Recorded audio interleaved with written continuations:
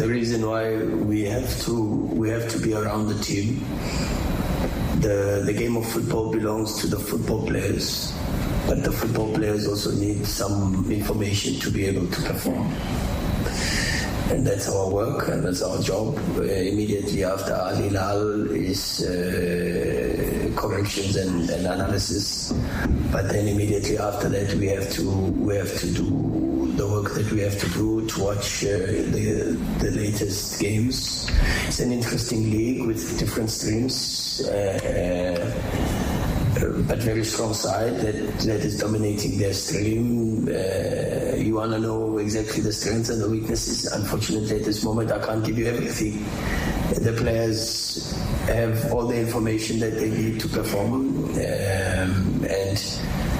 and a team that for me has more strengths than has weaknesses. A different profile of team when they are at home, and a different profile of team that is very aggressive going forward with very good counter-attack and the physicality.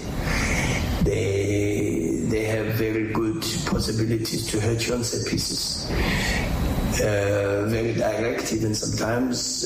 Maloney, for an example, if you look at the build-up, has possibilities to get into the midfield and get to players like Brice, who's always available for the build-up. But they are not afraid to go to Waso up front if he plays the number 7. And then establish the play from the second balls, very aggressive with the wingers that come inside. So, as I said to you, our work is just to provide the information to the players, and then the players have got to execute, because, as I say, the game belongs to the players and the quality of the players, which is one of the main reasons why we are doing well.